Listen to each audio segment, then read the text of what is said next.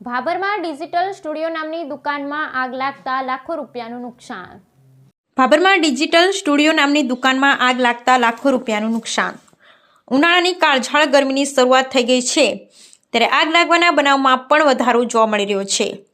ત્યારે તારીખ 24 માર્ચના દિવસે સવારમાં ડિજિટલ સ્ટુડિયો નામની દુકાન ભાભર લાઠી બજાર ખાડિયા વિસ્તારમાં આવેલ છે.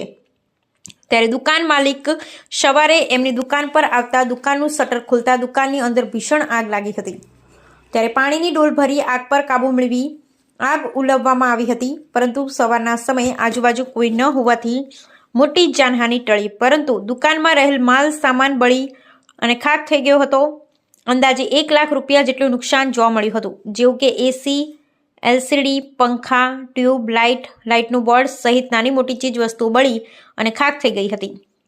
ભાભર ખાડિયા વિસ્તારમાં આવેલા ડિજિટલ સ્ટુડિયો નામની દુકાનમાં આગ લાગતાના સમાચાર વાયુ વેગે પ્રસરી જતા ઘટના સ્થળે લોકોના ટોળેટોળા દોડી આવ્યા હતા અને આગ શોર્ટ સર્કિટ દ્વારા થઈ હોય તેવું અનુમાન દુકાન માલિકે જણાવ્યું હતું. બ્યુરો રિપોર્ટ ગોપાલ કે પૂજારા, ભાભર, બનાસકાંઠા. ખાડિયા વિસ્તારમાં અમારી દુકાન આવેલી છે, મા ડિજિટલ સ્ટુડિયો. અમે સવારે આવીને દુકાન ખોલતા જોયું તો ભારે વિકરાળ આગ લાગેલી હતી. અમે આજુબાજુથી ડોકો લાવી પાણી લાવીને પાણી છોટીને આગને કાબૂમાં કરી અને આગ બહુ લાગેલી હતી. અને અંદાજે કેટલું નુકસાન છે તમારે?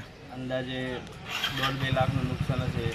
એલઈડી હતું, 43 ઇંચનું એસી અને હિસાબના ચોપડા, બધા ઓર્ડરોના હિસાબના ચોપડા બી આગ લાગીને બળી ગયા છે. અત્યારે આગ લાગતા તમે કોઈ VGSL નગરપાલિકા પોલીસ સ્ટેશનને જાણ કરવામાં આવી ખરી? ના, હવે મતલબ સવારે આગ લાગી હતી એટલે સવારે કંઈ ખુલતા તો હવે જાણ કરીએ છીએ 8 વાગે. હવે કરીએ. કોઈ બીજું કોઈ નુકસાન અને એના સિવાય અન્ય કોઈ નુકસાન નહીં બીજું? અંદર હજી તો મતલબ એલઈડીની આગ લાગીને બીજું બધું બળી ગયું છે. હવે મતલબ 2-1 લાખનું નુકસાન હશે. હજી બીજું હવે જોઈએ ત્યારે ખબર પડે. ઓકે.